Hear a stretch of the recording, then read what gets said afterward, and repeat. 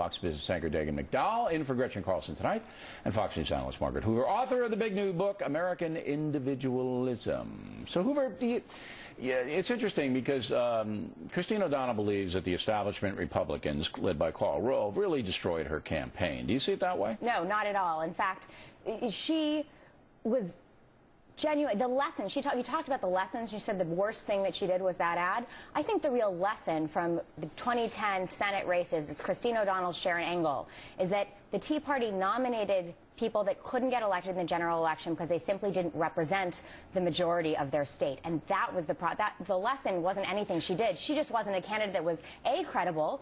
Mike Castle Why wasn't she credible, though? She didn't have a lot of experience. It's not like she was a small business owner. She rode the wave of the Tea Party. It was national, but she herself, there were questionable expenses. There were questionable background issues. The nearly 24 appearances that she made on Politically Incorrect, and those comments certainly didn't help her. She, in your interview, proved Karl Rove's point. She basically said, I didn't know what I was doing. I was taken advantage of with this ad that ran. She hired somebody and she didn't like it and didn't put her foot down. She didn't control the process. But you both have to admit that the media really hammered this woman and gave her opponent a big advantage. Now, was there any gender part of this from the media? I saw it as a pure liberal play.